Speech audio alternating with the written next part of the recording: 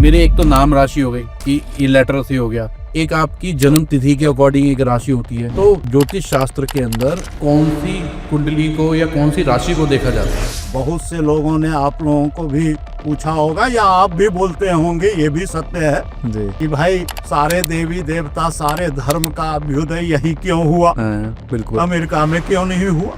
हाँ, राशि से नाम होता है, नाम से राशि नहीं होता। सपोज कीजिए मेरा नाम सुशील है, हाँ जी, कोई भी कह देगा, कहीं भी जाइए रोड चलते लोग कह देगा कुंभ राशि को हो, शनि से प्रभावित हो। यही होता है। वो तो यही है। लोग देखते हैं शिवरात्रि के दिन सुबह से एकदम लाइन लग जाता है मंदिरों में, जबकि शिवरात्रि रात की चीजें है जी चतुर्दशी तिथि में होता है। बिल्कुल। चतुर्दशी तिथि सुबह में हो कोई जरूरी नहीं है, उसको सूर्योदय कालीन तिथि से मतलब नहीं है। आपने बताया कैलकुलेशंस हैं, स्टडी है, प्रोफेसर है, और ज्योतिष जो है वो एक पूरी की पूरी स्टडी है, कोर्स। बट क्या इसमें अध्यात्म का भी रोल है? हम जैसे कॉमन लोग जिनको ज्योतिष के बारे में बहुत ज्यादा इन्फॉर्मेशन या नॉलेज नहीं है, मिसगाइड होने का डर है, तो कैसे मतलब एक रियल ज्योतिष जो हमें हेल्प कर सकते हैं, हमें मिसगाइड ना करें, ऐसे ज्योतिष से कैसे मिला जा सकता है, कैसे जाना जा सकता है? नमस्कार, स्वागत है आप सबका हमारे इस पॉडकास्ट चैनल पे the Yogesh and Pranav show पे। मैं और प्रणव आपको मिलवाते हैं ऐसे शख्सियत से जो अपनी जिंदगी के अंदर कुछ अलग खास कर रहे हैं। आज के जो हमारे गेस्ट हैं वो हैं डॉक्टर सुशील कश्यप जी, जो एस्ट्रोलॉजी के रिसर्चर हैं, एस्ट्रोलॉजी फील्ड के अंदर हैं और 30 साल का अनुभव रखते हैं एस्ट्रोलॉजी के माध्यम से। आज इस पॉडकास्ट में हम समझेंगे एस्ट्रोलॉजी क्या है, क्या करना चाहिए, एस्ट्रोलॉजी के जो डीप बातें आज हम करेंगे पंडित जी के साथ के अंदर।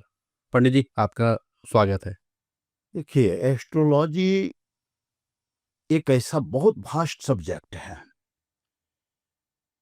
एस्ट्रोलॉजी का यदि सही आकलन कर लें, सही रूप से किसी व्यक्ति की आकलन करें जन्म और समय के, और अंतरिक्ष रूप से उसके शरीर को हम यदि वास्तविक रूप से समाहित कर दें, तो एक एक छन्न के बारे में बताया जा सकता है। इवन इतना तक बताया जा सकता है कि अभी के समय में वो क्या बोलेगा,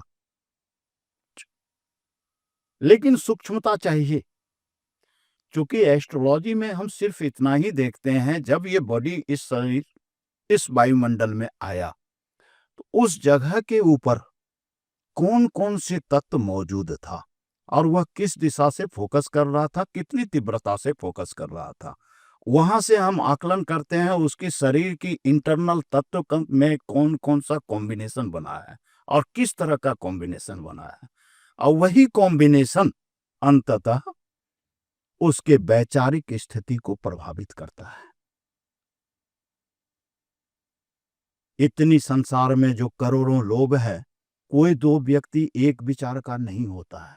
समानता हो सकता है लेकिन एक तरह का नहीं होगा। जैसे एक तरह का फेस नहीं होता जी वैसे ही विचार भी एक तरह का नहीं होगा, क्योंकि कॉम्बिनेशन में के अंदर कुछ न कुछ डिफरेंस जरूर है, और उसी कॉम्बिनेशन के ऊपर हमारा वैचारिक स्थिति निर्भर करता है। हम क्या सोचेंगे, क्या बोलेंगे, क्या करेंगे, इसी की आकलन हम एस्ट्रोलॉजी के अंदर करते हैं और उसकी वैचारिक स्थिति को समझते हैं। और वैचारिक स्थिति को समझने के बाद ही हम डिसाइड करते हैं कि इसका कर्म इस दिशा में होना चाहिए। ये कर्म यदि करेगा तो यह आगे बढ़ेगा, क्योंकि उसके शारीरिक तत्व को एक तरह से निर्धारित करते हैं कि यह तत्व के हिसाब से उसका विचार इस ओर जाएगा और ये काम करेगा तो उसमें इस विचार से सहायता मिलेगा। यदि उसके डिफरेंस लाइन में चला गया, वो अलग लाइन में चला गया, अपने वैचारिक क्षमता से बिल्कुल अलग, तो वह कभी सफल नहीं होगा, वह असफल होगा। इसी की आकलन हम लोग करते हैं ज्योतिष के अंदर। किसी इंडिविजुअल के शरीर को देखना, जैसे मान लीजिए एक डॉक्टर तो मशीन लगा करके देख लेता है कि ये है, वो है, वो है। एक कोई केमिकल दे दिया, मेडिसिन दे दिया, उसको ठीक किया। हम लोग प्रकृति से देखते हैं इसके शरीर में वास्तव में जन्म के समय कौन कौन से तत्व आया था।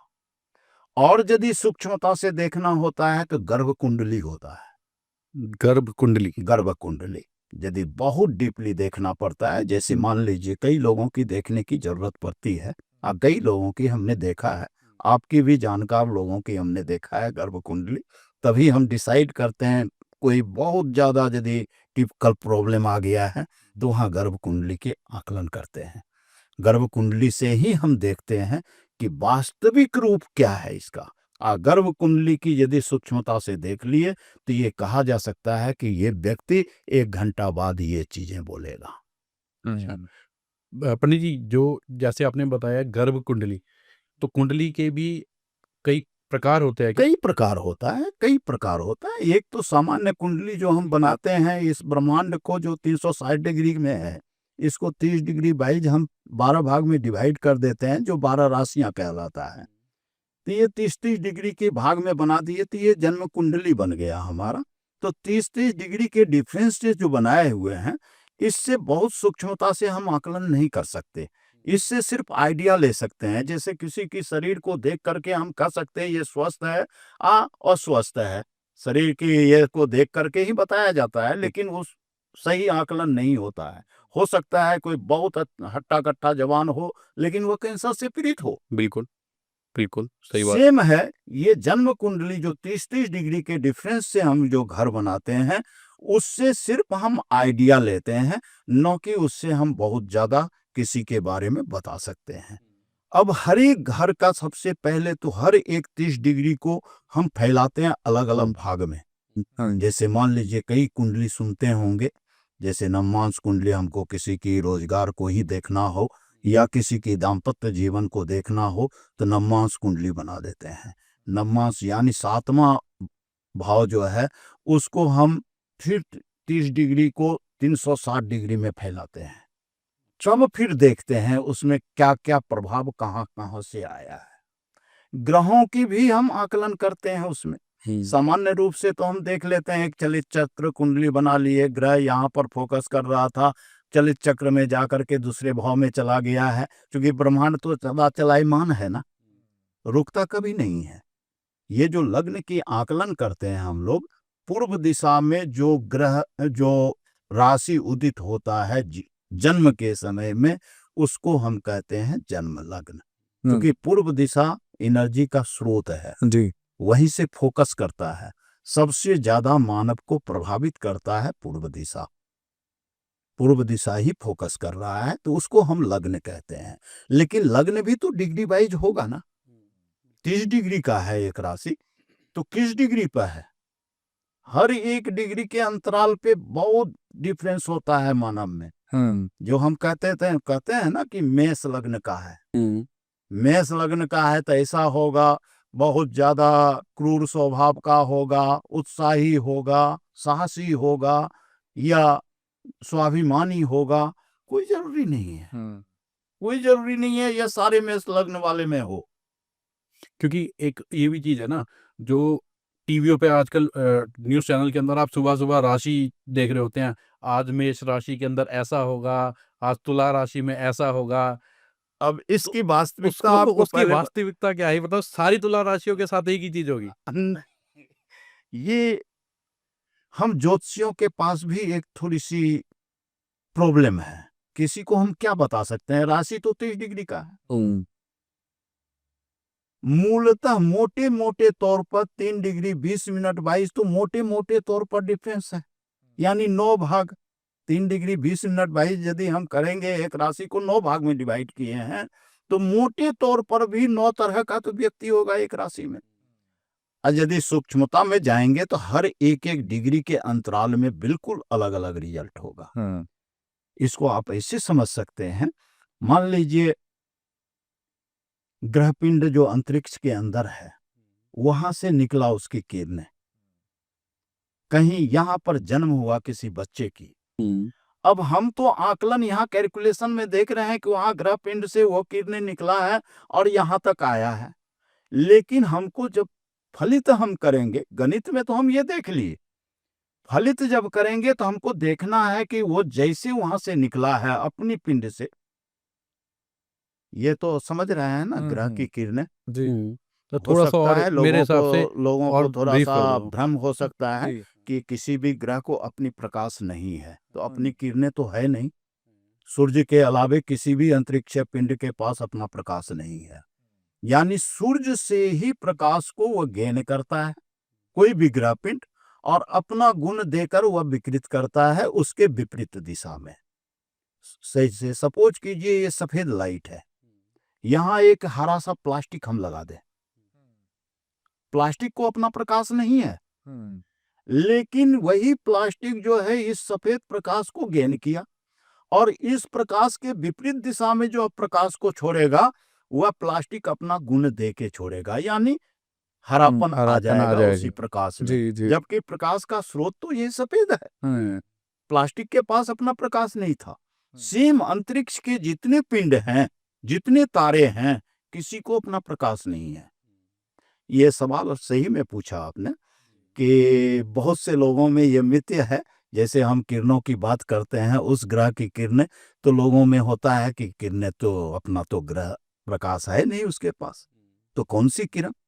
तो वही सूर्य से लेकर के अपना गुण देते हुए वह विकृत करता है और सूर्य के विपरीत दिशा में जाएगा, अंतरिक्ष की ओर आएगा, यहाँ वायुमंडल की ओर आएगा। जी जी। अब हम वहां से आकलन करते हैं कि जैसे वहां से निकला तो ब्रह्मांड में तो सब चीजें हैं। अभी तो हम 30 डिग्री की आकलन कर लिए राशि का, हर राशि की हम स्वामित्व को जानते हैं, हर राशि का अपना गुण है, अपना धर्म है, अपना कलर है। अब मान लीजिए बुद्ध ही है, अपने बुद्ध के पिंड से निकला हरापन लिए हुए, जैसे वह आगे बढ़ा वो आ गया कोई ऐसी नक्षत्र में, या सपोज कीजिए मेष राशि की ही लेते हैं, मेष राशि के बारे में जैसे बताए थे हम, या मंगल की ही लेते हैं, मंगल मेष राशि में ही है। अब मंगल लाल किरणें लेकर के निकला वहां से, और निकलने के साथ वह पहुंच गया भरणी नक्षत्र में, यानी 13 डिग्री 20 मिनट से आगे है वो। शुरुआत जो होता है ब्रह्मांड का, एक नक्षत्र 13 डिग्री 20 मिनट का होता है, ठीक है। शुरुआत 0 डिग्री से 13 डिग्री 20 मिनट तक अश्विनी नक्षत्र है, सेकेंड 13 डिग्री 20 मिनट से 26 डिग्री 40 मिनट तक भरणी नक्षत्र है। तो भरणी नक्षत्र सबका अपना अपना स्वामित्व है, सबका अपना कलर है। अब मंगल तो लाल प्रकाश को लेकर के निकला, लेकिन वह भरणी नक्षत्र में आ गया। अब भरणी नक्षत्र में आ गया तो उसका स्वामित्व शुक्र है, सफेद कलर है। अब उस नक्षत्र से जैसे वो आगे निकलेगा तो उसकी लालपन में तो कमी आएगा ना। लाल प्रकाश को लेकर के वह निकला, सफेद प्रकाश में चला गया और वह उससे निकला, तो उसके लालीपन में तो कमी आ गया। बिल्कुल। एवं क्रम में हमारे पास तक पहुंचते हुए उसको कई चरणों से गुजरना पड़ता है, कई कलर के ओर से गुजरना पड़ता है। स्वाभाविक है मेरे पास तक आते आते उसकी किरणें वास्तविक स्वरूप में नहीं रह जाता है। बस एस्ट्रोलॉजी इसी की आकलन करता है कि वहां से जो किरणें आया और जहां वो शरीर में प्रवेश किया है, फोकस किया है, वहां तक पहुंचते हुए उसका वास्तविक स्वरूप क्या रहा है। अभी अभी ही एक जन्मपत्री हमने ये किया है जो कर्क लग्न का था। ज्योतिषी ने उसे मोती पहना रखा था, ये बेशक बहुत अच्छा किया था। कर्क लग्न है, मोती लग्नेश है, चंद्रमा लग्नेश है, उसका स्वामी है। लग्नेश को तो हर हमेशा मजबूत होना चाहिए। राजयोग बना रहा है मंगल, लाल मूंगा पहनना चाहिए, और उसको पहनाया था ज्योतिषी ने, जिसको हमने उतरवाया। अभी 3-4 दिन पहले की बात है। अभी हमने उसको उतरवाया। इसलिए उतरवाया, उसका लग्नेश होते हुए भी लग्न अच्छा काम नहीं करेगा, क्योंकि चंद्रमा स्वयं अनुराधा नक्षत्र में था। अब चंद्रमा सफेद प्रकाश को लिए हुए वो अनुराधा नक्षत्र से में आया। अनुराधा नक्षत्र का स्वामी शनि होता है, जो डीप नीला है, एकदम काला दिखाई देता है। स्वाभाविक है एक सफेद प्रकाश वाला कोई भी चीजें काले प्रकाश में घुस जाए तो वो भी वहां से निकलेगा तो उसका सफेदपन कुछ रह जाएगा क्या? बिल्कुल खत्म हो जाएगा। उसके आगे की चरणों में देखे तो कहीं उसकी सफेद से उसका कोई संपर्क है ही नहीं। तो निश्चित रूप से उसको तो हम सफेद में जागृत नहीं कर सकते थे, यानी उसकी जीवन उस लग्न के बिना ही आगे बढ़ेगा। यदि हम उसको बढ़ाने की कोशिश करेंगे तो हर तरह की निगेटिविटीज मानसिक तौर पर उसमें देखने को मिलेगा, यानी बहुत ज्यादा चिड़चिड़ापन हो जाएगा, बिना मतलब की गुस्सा करेगा, कोई तरह का उसमें अच्छाई देखने को नहीं मिलेगा जी। तो जीवन को जब हमको अच्छा बनाना है, मेरे पास तो जनरली आता है इहलौकिक जीवन को अच्छा बनाने के लिए, तो वहां तो लग्न को त्यागना पड़ेगा हमको। अब लग्न को त्यागेंगे तो स्वाभाविक रूप से लग्न को त्यागने का मतलब मान प्रतिष्ठा में कमी, लेकिन एक फैक्टर्स कभी नहीं होता कि उसी से हमारा जीवन चलेगा। राशि की फैक्टर को ले ली और राशि उसका तुला था, स्वाभाविक रूप से विपरीत था एक दूसरे का। ठीक है, राशि 20% ही प्रतिनिधित्व करता है किसी भी व्यक्ति के जीवन का, लेकिन उस 20% को ही हम मूल बना देंगे तो उससे हम आगे बढ़ सकते हैं। और वही निर्णय लिया, लेकिन उसको समझाने के लिए इतना जरूर बताया कि ज्योतिषी ने गलत नहीं किया है। प्राइमरी स्तर में तो लोग देखेगा तो यही कहेगा कि लग्नेश को मजबूत करो, राजयोग कारक मंगल को मजबूत करो।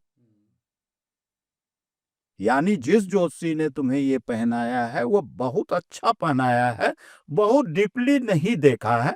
तो बहुत डीपली तो सब कोई नहीं देखता, हम ही तो सबको नहीं देखते, हालांकि देखते हैं हम, तो कोशिश करते हैं जिस समय लोग आता है एट ए टाइम हम नहीं बताते। अच्छा, प्राइमरी स्तर में देख लेते हैं, टाइम दे देते हैं उसको। हाँ, टाइम इसलिए दे देते हैं कि एट ए टाइम नहीं देख पाते हैं उस गहराई से। हम ना होरोस्कोप कंप्यूटर से निकाल लेते हैं, बिल्कुल, लेकिन जितनी उसमें डाटा है, हर एक डाटा फोरकास्ट करने के लिए ही है, कोई डाटा उसमें फालतू नहीं है।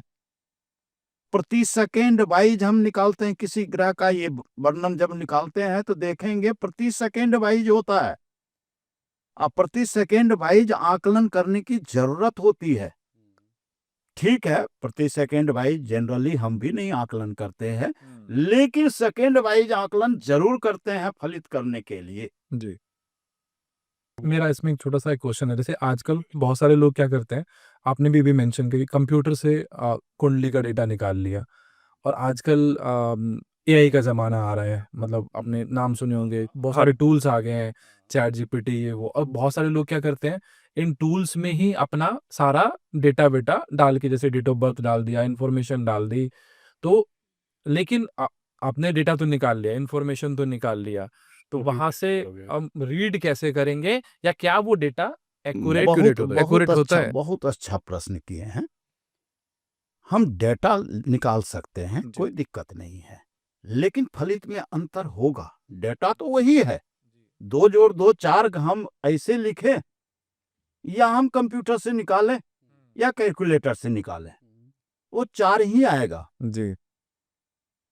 डाटा में कोई कमी नहीं है। हाँ, सूर्य के 6 सिद्धांत है, 6 सिद्धांत में से कौन सी सिद्धांत को हम अपना रहे हैं। ब्रह्मांडीय आकलन भी करते हैं, 2 मूल सिद्धांत है, सायन और निर्यन पद्धति से। हम किस भाग में, धरती के किस भाग में इसकी आकलन कर रहे हैं, कहां पर जन्म हुआ है। मान लीजिए किसी की पश्चिमी देशों में जन्म हुआ है, तो निश्चित रूप से हम यहाँ की डाटा यदि निकाल लें निर्यन पद्धति से, तो उसके लिए कोई प्रभाव नहीं पड़ेगा, क्योंकि पृथ्वी आकाशीय पिंड की झुकाव वहां बहुत ज्यादा है, जिसके कारण देखते होंगे प्राकृतिक रूप से बहुत परिवर्तनशील है। कभी 8 घंटे का ही दिन रात हो जाता है, कभी जिसके कारण उसको समय की इकाई बदलना पड़ता है जी। यानी बहुत ज्यादा झुकाव होता है, तो अंतरिक्षीय पिंड की जो प्रभाव है, उसकी जो किरणों का प्रभाव है, वो भी तो डिफरेंट रूप में आ रहा है, यहाँ की तरह तो नहीं है। हम तो सम जलवायु में हैं, धरती का तो स्वर्ग है ना ये जी जी। यहाँ एक प्रश्न और दिमाग में रखेंगे, बहुत से लोगों ने आप लोगों को भी पूछा होगा या आप भी बोलते होंगे, ये भी सत्य है जी, कि भाई सारे देवी देवता, सारे धर्म का अभ्युदय यही क्यों हुआ, बिल्कुल, अमेरिका में क्यों नहीं हुआ। पृथ्वी का स्वर्ग, पृथ्वी का सबसे ज्यादा अच्छा भाग यही एशिया प्रांत है। अच्छा का मतलब यहाँ आज ना हम लोग देखते हैं कि जहाँ मार्केट हो, जहाँ सुविधा हो सारी तरह की, वो अच्छा है। लेकिन जिस समय यह मानव सभ्यता आई, उस समय अच्छा क्या होता था? प्राकृतिक रूप से जो अच्छा हो, नदी हो, पानी की सुविधा हो, वन हो, सब चीजें हो, विश्व की सम जलवायु हो। विश्व की बहुत सारी, मुझे लगता है आपने बहुत सही पॉइंट उठाया यहाँ पे। मुझे लगता है जिस समय की हम बात कर रहे हैं उस समय विश्व की बहुत सारे कंट्री तो मुझे लगता है एग्जिस्टेंस में ही नहीं। एग्जिस्टेंस में नहीं था। हाँ, और ये दुर्भाग्य है कि आज हम पढ़ते हैं इंडिया का खोज वास्को डी गामा ने किया। ये दुर्भाग्य है। जी जी जी यही इतिहास के लोगों ने जी दुर्भाग्यता दिया है। जी और हमें बोलना पड़ता है, यदि ये सवाल आ जाए भारत की खोज किसने किया, तो वास्को डी गामा ने किया। हाँ जी, हास्यास्पद तो बिल्कुल है। बिल्कुल बिल्कुल। तो खैर ये एक अलग मैटर है। हाँ अब यहाँ सारी सम जलवायु है। आप देखते हैं इतनी बड़ी भूभाग, भारत का ही सिर्फ देख लें, एक टाइम इकाई में बंधे हुए हैं, सम जलवायु के कारण बंधे हुए हैं। और आप जिस भारत की बात कर रहे हैं, मैं थोड़ा सा बस एक छोटा सा अपना पॉइंट ऐड करूंगा। मैं बड़ा इंटरेस्टिंग टॉपिक है तो मैं रोक नहीं पा रहा हूँ अपने आप को। तो मतलब भारत की, जब जैसे बहुत सारे लोग जब हमारे सनातन संस्कृति की बात करते हैं तो सिर्फ भारत हम आज की डेट में बात कर रहे हैं, लेकिन उसमें शायद श्रीलंका, कंबोडिया या विश्व के ऐसे बहुत सारे देश जहाँ एशिया, आपने एशियाई हाँ, एशिया हम तो धरती की बात कर रहे हैं। जी जी ये तो देश बाद में ना नामकरण सब हुआ है। आजादी के बाद में भी एक दो कंट्री अलग हो गए। जैसे मानव सभ्यता का उदय या तो सिंधु सभ्यता से या मेसोपोटामिया से, जी जी जी जी, सब एशिया के रूप में है, इसी सम जलवायु में है। अब स्वाभाविक रूप से आज जैसे मान लीजिए आपकी इस धरती का पूरा भाग आपके पास हो, तो आप कहाँ अपना निवास बनाएंगे? जहाँ पर सारी सुविधाएं मौजूद हो। तो आज आधुनिक युग में तो वही दुकान, मॉल, ये वो देखेंगे आप, रोड सुविधा देखेंगे। लेकिन उस समय तो ये चीजें नहीं देखा जाता था, प्राकृतिक सुविधाएं देखी जाती थी। जहाँ प्राकृतिक रूप से हमको मानव जीवन जीने में सुगमता हो, वह अच्छा भाग होता था, तो वहां पर लोग बसेगा। तो भगवान कहाँ आएंगे? वही अच्छे भाग में आएंगे ना। बिल्कुल जी। या वहां आएंगे जहां एक टाइम इकाई में हम चल भी नहीं सकते। बिल्कुल। कभी 9 बजे हम ऑफिस जा रहे हैं तो बहुत बड़ा दिन है, और कभी 2 महीना बाद वही 9 बजे की ऑफिस में जाने के बदले जब टाइम हो रहा है तो वो अंधेरा ही है। समय इकाई क्यों बदलना पड़ता है उसे? प्राकृतिक रूप से सम नहीं है। यानी सम जलवायु यदि एशिया प्रांत में ही है, जो हम एक रूप में बंधे हुए हैं। इतनी डिफरेंस होने के बाद यदि यहाँ अभी 12 बज रहा है तो चेन्नई में भी 12 ही बज रहा है। छोटी सी बातें नहीं है, ये प्राकृतिक रूप से बहुत सम है हम लोग। जहाँ अच्छाई है प्राकृतिक रूप से, वही तो मानव सभ्यता का उदय हुआ। अब मानव सभ्यता का जहाँ उदय हुआ वहीं देवलोकीय उदय भी हुआ, वहीं भगवान आए। अमेरिका में कहाँ से भगवान आ जाएगा, जहाँ एक शहर का टाइम कुछ और है, दूसरे शहर का टाइम कुछ और है। कहीं एकदम पूरा विषमता पड़ा हुआ है। कितनी संचालन में दिक्कत होती होगी कि ट्रेन वहां से खुली 10 बजे, हम यहाँ देख रहे हैं कि भाई हमारे यहाँ के हिसाब से तो वह 2 घंटा पहले खुल गई है। दिक्कत तो आएगी। जी जी। तो ये जो धरती पर जो मानव सभ्यता या भगवान का अभ्युदय इस कारण से यहाँ हुआ कि सम जलवायु है, धरती का स्वर्ग है, तो यही है। यही मतलब इंडिया ही सिर्फ नहीं कर सकते हैं। बिल्कुल। ये धरती की बात कर रहे हैं हम, इंडिया, पाकिस्तान और चाइना नहीं कर रहे हैं अभी, ठीक है। ये सब के सब सम जलवायु में, सम जलवायु, जहाँ पे भी, जहाँ पे प्रकृति की देन पूरे तरीके से है। प्राकृतिक रूप से यह बहुत संपन्न है ये एरिया। एक क्वेश्चन और, अभी जैसे हम लोग राशियों की जो बातचीत कर रहे हैं, इसके अंदर भी ना एक बहुत डिफरेंस ऑफ ओपिनियन है कि मेरे एक तो नाम राशि हो गई कि ये लेटर से हो गया, एक आपकी जन्म तिथि के अकॉर्डिंग एक राशि होती है। तो ज्योतिष शास्त्र के अंदर कौन सी कुंडली को या कौन सी राशि को देखा जाता है? देखिए, अभी आपने राशि की चर्चा किया था, उसी में हम आगे बढ़ रहे थे। सबसे पहले देखिए, राशि किसी व्यक्ति का नहीं होता। राशि तो एक ब्रह्मांड का एक भाग में बंधा हुआ 33 डिग्री का है। ठीक है। अब लग्न होता है, वो भी तो राशि ही है ना। राशि तो बहुत है, 12 के 12 राशि है। हम जो यहाँ राशि शब्द बोलते हैं,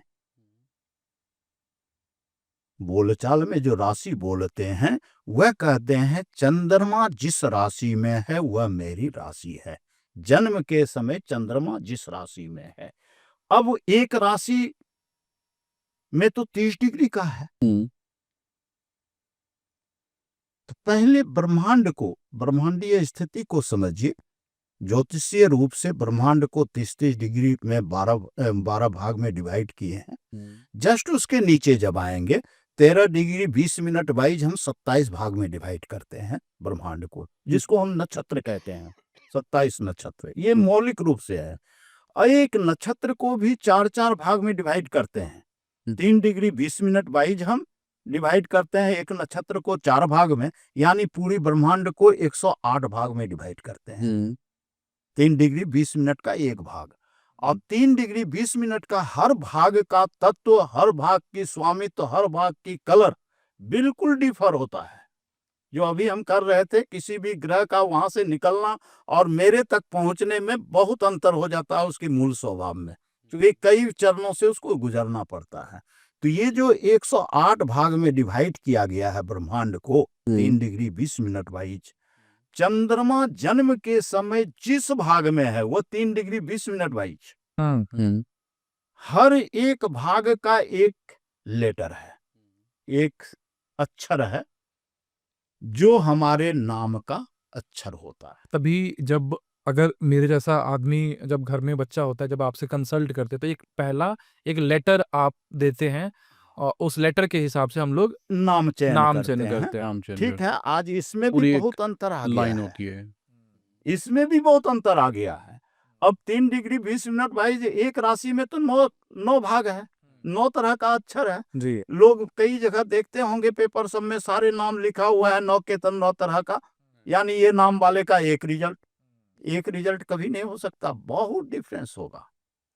यानी वह नाम का अक्षर हमारा चंद्रमा जिस चरण में है, जिस भाग में है 3 डिग्री 20 मिनट में, उसका अक्षर मेरा नाम होता है।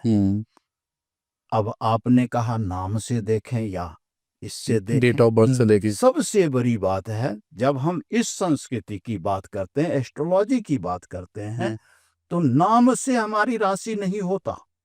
अच्छा। कदापि नहीं होता।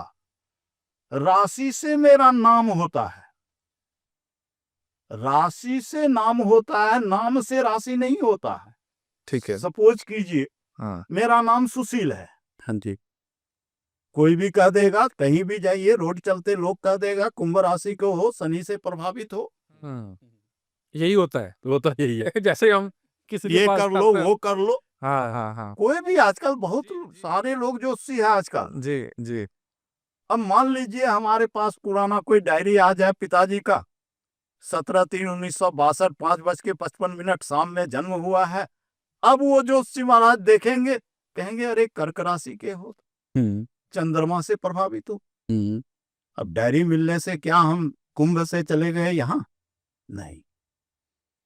तो पहले के जमाने में चूंकि एक सामाजिक भ्रांतियां या वास्तविकता जो भी हो, समाज में ये चलता था कि राशि के नाम को हम डिक्लेयर ना करें किसी के पास। जैसे मेरा राशि नाम है डुगेश्वर झा, बोलचाल के नाम सुशील रखा गया। तो बहुत ज्यादा लोग ये नहीं करते थे। ये बिल्कुल सही वो है। ये मैंने बहुत जगह पे सुना है कि आपको राशि का नाम नहीं बताना चाहिए और व्यवहारिक नाम या जो आपने बोलचाल, ये क्यों है? इसमें हमने बहुत शोध करने की कोशिश किया है, लेकिन अंतिम निष्कर्ष नहीं कह सकते। लेकिन अंततः हमने जो अपना निष्कर्ष निकाला, शायद पहले के लोग, समय बहुत होता था, इतना ज्यादा कॉम्पिटिटिव जीवन नहीं था लोगों का, एक दूसरे से ईर्ष्या को निकालने के लिए लोग कुछ न कुछ करते रहते थे, धार्मिक प्रवृत्ति के भी थे। और राशि नाम से किसी को प्रभावित किया जा सकता था, क्योंकि राशि नाम मतलब देवलोक में जो आपका नाम है, उस आत्मा का जो नाम पड़ा हुआ है, जिससे उसका वहां की अकाउंट चल रहा है, उसका जिससे उसकी क्रियमान चल रहा है वहां, तो उससे प्रभावित किया जा सकता था। जिस कारण पहले लोग राशि के नाम एक दूसरे को नहीं बताते थे, उसको हाइड करके रखते थे, कुछ और नाम रख देते थे। आज लोग अब किसको इतना समय है, न तो समय है, न किसी के पास उतनी क्षमता रह गया है कि शिक्षा कोई भी कुछ नहीं है कर तो। दे, तो अब लोग निकालता है, बल्कि उसमें भी बहुत ज्यादा सूक्ष्मता से निकालता है नाम। ये सिर्फ अक्षर ही नहीं।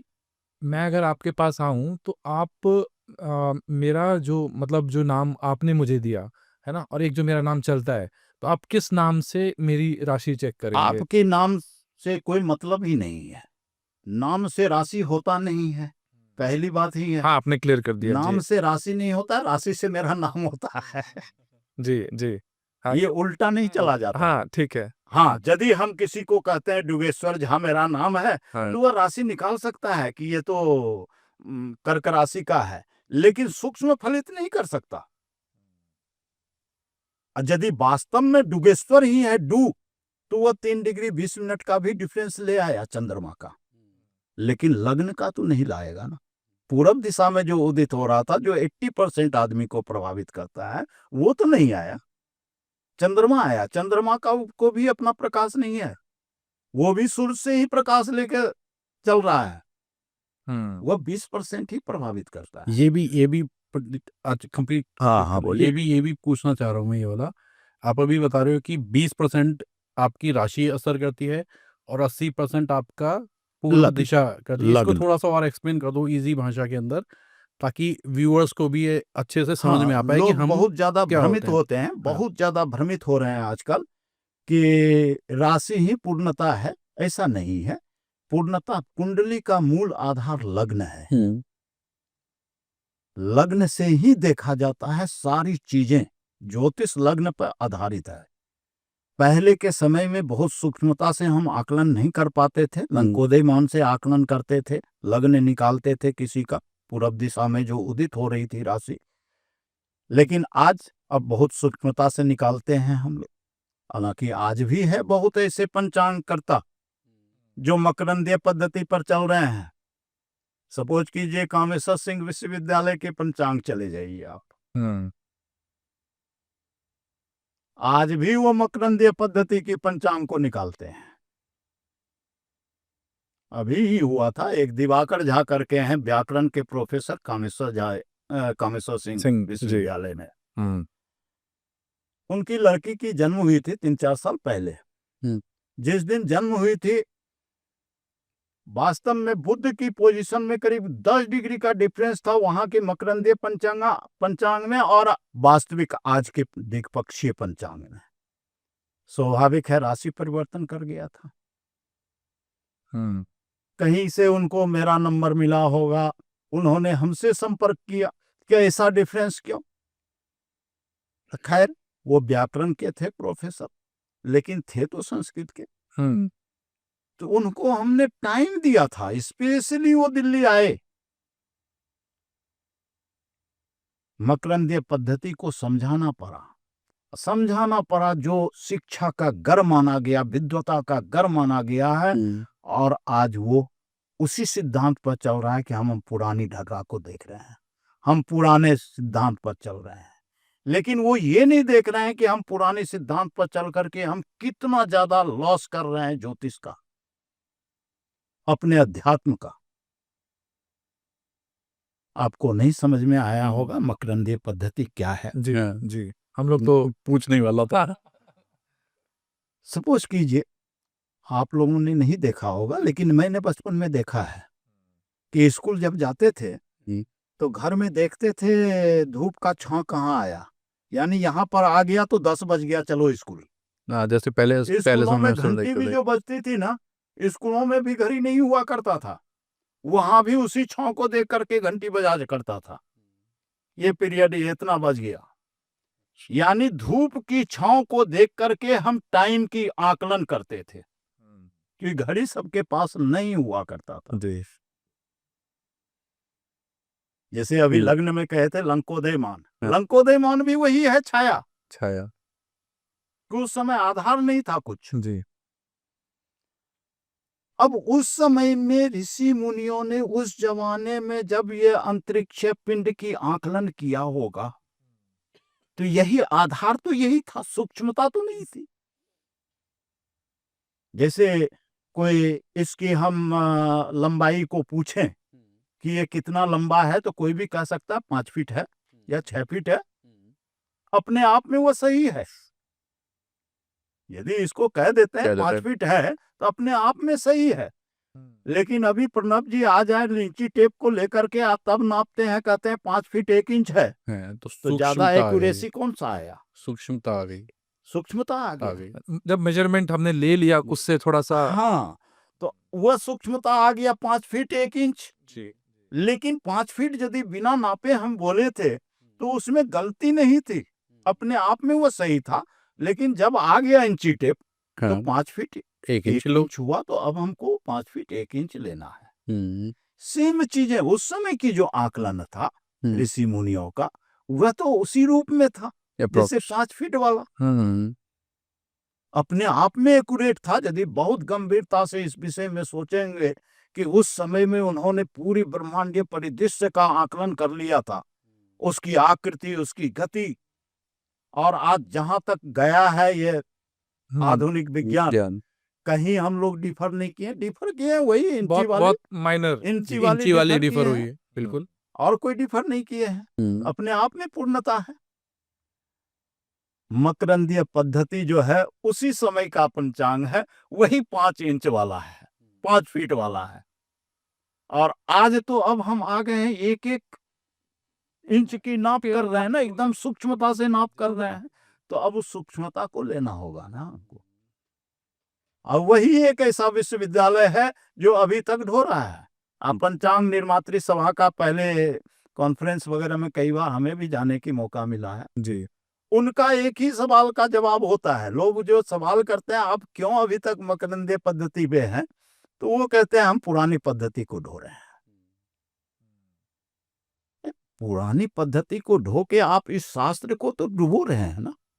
बिल्कुल, अब तो एक्यूरेट जा सकते हो, आपके पास सब टूल्स अब तो सारा टूल्स है मेरे पास। क्योंकि इनोवेशन जितना, अब जैसे कोई भी अगर आज की डेट में साइंस को ही मानता है, सबको पता है कि अगर कोई साइंस 1970 में कुछ था तो अब 2000 में कुछ और आया। साइंस में भी अमेंडमेंट्स हो रहे हैं, तो अगर हम नहीं चेंज करते 1970 के साइंस को ही मानते, वही अब वही एक बार हमको लगता है 2002 या 3 के आसपास में एक पंचांग निर्मात्री सभा का ये हो रहा था, क्योंकि उस समय हम भी एक पंचांग निकालते थे, अंग प्रदेशीय पंचांग। बाद में चल के छोड़ दिए, 4-5 साल तक निकाले थे जी। तो ये पंचांग निर्मात्री सभा का कॉन्फ्रेंस था, तो संयोग से 3 दिन का कॉन्फ्रेंस था, वहीं रहना था। तो मेरे बगल में ही बैठ उनका सेटिंग था, रात में सोने की जो था, एक तो द्विवेदी करके थे और जस्ट उसके बगल में थे कामेश्वर सिंह विश्वविद्यालय के ज्योतिष के प्रोफेसर। संयोग से डिस्कशन तो रात में बेड पर जाते हुए सो नहीं रहा है, सब तो आपस में बात कर रहा है। तो इसी पर बात हुई थी। तो आप उनको हमने कहा था, मिथिला जहां से आप बिलोंग करते हैं, ये विश्वविद्यालय है, अपने आप में बहुत बड़ी चीजें हैं, और वह विद्वान का नगरी माना गया है। सीता का नगरी, उसे विद्वान का नगरी माना गया है। लेकिन आज सारी अज्ञानता वहीं पर फैल रहा है हमारे क्षेत्र में, और आपकी पंचांग फैला रहा है। ये जो आपका जवाब सेम डे उसका जवाब भी आया था, उन लोगों का ये था, तो वही हम पुरानी पद्धति ढो रहे हैं। हमने उनको रात में, वहां स्टेज पर तो नहीं, रात में पर्सनल बातचीत में कहा था, ये तो ऐसा ही है कि आज की रेल मिनिस्टर कहे कि नहीं हम स्टीम इंजन ही चलाएंगे, नहीं हम नहीं चलाएंगे इलेक्ट्रिक इंजन। सेम चीज आप कर रहे हैं।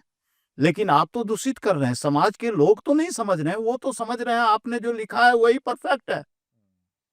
इवन आप वहां सूर्योदय सूर्यास्त तिथि का समाप्ति काल प्रारंभ काल लिखते हैं, लिखते तो हैं, टाइम दे देते हैं कि इतना बज के इतना मिनट तक है, लेकिन आप ये नहीं देते कि यह टाइम कौन सा टाइम है। आम लोग वहां देख लिया 8 बजे तिथि का अंत हो रहा है और इस घड़ी को देखता है कि 8 बज गया, तिथि खत्म हो गया। ये कितनी अपभ्रंश को फैला रहा है समाज में। वास्तव में उस पंचांग में जो टाइम दिया हुआ है वह इंडियन स्टैंडर्ड टाइम नहीं है, इस घड़ी का टाइम नहीं है, लेकिन आम लोग तो वही घड़ी को देख रहा है। तो क्या फेस्टिवल सेलिब्रेशंस जो आजकल देखते हैं कि बहुत सारे फेस्टिवल हमारे मिथिला में कई बार डिफर होता है, डिफर होता है, क्या हर फेस्टिवल इसका अब कई दो बार का आने लगे हैं। हाँ। मतलब जैसे दो दिवाली, नवरात्र है, दो होली, नौमी हो गई, दो होली हो गई। ये बिल्कुल अलग चीजें हैं। अच्छा, ये कॉन्सेप्ट ही अलग है। हाँ, ये कॉन्सेप्ट अलग है, हालांकि इससे भी रिलेशन है, नहीं है ऐसा नहीं है, लेकिन चूंकि हर पर्व का, हर फेस्टिवल का अपना एक सिद्धांत है, किस रूप से होगा। सपोज कीजिए, मान लीजिए शिवरात्रि हर महीने मनाते हैं जी। लोग देखते हैं शिवरात्रि के दिन सुबह से एकदम लाइन लग जाता है मंदिरों में, जबकि शिवरात्रि रात की चीजें हैं। जी, चतुर्दशी तिथि में होता है। बिल्कुल। चतुर्दशी तिथि सुबह में हो कोई जरूरी नहीं है, उसको सूर्योदय कालीन तिथि से मतलब नहीं है। जनरली तिथि हम कहते हैं सूर्योदय कालीन तिथि, सूर्य के उदय के समय में जो तिथि था वो नेक्स्ट सूर्योदय तक रहेगा, इसको उदया तिथि कहते हैं। लेकिन बहुत से फेस्टिवल ऐसे हैं जो उदया तिथि से नहीं चलता, वह चलता है तत्कालिक तिथि से। जैसे शिवरात्रि ही है, उसको उदया तिथि से कोई संबंध नहीं है, प्रदोष काल में तिथि 14 होनी चाहिए। प्रदोष काल यानी सांध्यकालीन 14 तिथि होनी चाहिए, उस दिन होगा। अब यदि उस दिन मान लीजिए हम कहते हैं कोई आता है, कब है चतुर्दशी, हम कहते हैं आज है, लेकिन उसी समय दूसरा व्यक्ति आता है कि पंडित जी आज कौन सी तिथि है, तो हम कहेंगे त्रयोदशी है। अब यदि पूरा जवाब नहीं लेगा दूसरा वाला, तो वो तो ये भी प्रचार कर सकता है, कर रहा है आजकल, किसी को त्रयोदशी के दिन ही जो है ये पंडित जी चतुर्दशी बता दिए। हाँ, जबकि होता ये है, कोई भी चीज है, जैसे अमावस्या, अभी अभी मेरे पास सवाल आया था, हम यहाँ पहुंचे हैं स्टूडियो में, फोन आया था, बिल्कुल। बट सावित्री के लिए पूछा जा रहा है। तो बट सावित्री हम जानते हैं, अमावस जो है, अमावस तो है इस दिन 26 तारीख को, लेकिन बट सावित्री है कब, हमने जवाब नहीं दिया। अब ये हमको देखना है 26 तारीख को जो अमावस है वह मध्याह्न काल में अमावस है उस दिन। चूंकि हमने इसको पितृकार्य के लिए देखा है, मेरे दिमाग में है ये, लेकिन बट सावित्री जो होता है वह मध्याह्न काल से उसको कोई लेना देना नहीं है, उदया तिथि अमावस होना चाहिए, और जनरली हम जानते हैं उदया तिथि अमावस जो है 27 को है। लेकिन चूंकि बहुत कंफर्म होके किसी को बात कहेंगे तो कंफर्म होके कहेंगे, इसलिए उनको कह दिया कि शाम में बताएंगे। क्योंकि हम जानते हैं 27 को उदया तिथि में अमावस है, पितृकार्य के लिए 26 को है। और ये भ्रम इसलिए फैल रहा है समाज के अंदर कि हमें यदि कोई पूछेगा अमावस तो हम कहेंगे 27 को, लेकिन कोई पितृ श्राद्ध के लिए पूछेगा तो हम कहेंगे 26 को है। कि पितृकार्य मध्याह्न काल में होता है, मध्याह्न काल में अमावस चाहिए, उसको उदया तिथि से कोई संबंध नहीं है। हाँ, दूसरे दिन 27 को भी यदि मध्याह्न काल तक अमावस होता तब दूसरे दिन हो जाता। यानी हर एक पर्व त्योहार जितनी होता है सबका एक निश्चित सिद्धांत है, वो किस सिद्धांत में उस हिसाब से सिद्धांत को हम लोग पढ़ते नहीं हैं, हम लोग पढ़ते नहीं हैं। हम पंचांग देखते हैं। हम तो कई ऐसे पंडित सबको देखे हैं मंदिर में कि वो 4-5 तरह का पंचांग रखे हैं। 3 पंचांग में जो निकल गया ज्यादा बोल दिया। वो हो गया ओके। भले वो कहाँ का पंचांग है इससे कोई मतलब नहीं है। पंचांगीय डिफरेंस भी होता है, ऐसा नहीं है कि नहीं होता है। मान लीजिए कोई बनारस का पंचांग है, बनारस और यहाँ में 12-13 मिनट का डिफरेंस है। जब हम किसी तिथि को निर्धारित करेंगे तो इतने देखना पड़ेगा हमको, सूर्योदय में इतने मिनट का डिफरेंस है, तो हो सकता है वह डिफरेंस हो जाए, लेकिन ऐसा कम होता है। पंचांग पे ज्यादा आपने होता है हमारी अपनी अज्ञानता के कारण। हम पंचांग तक जानते हैं, पंचांग में लिखा हुआ पढ़ते हैं,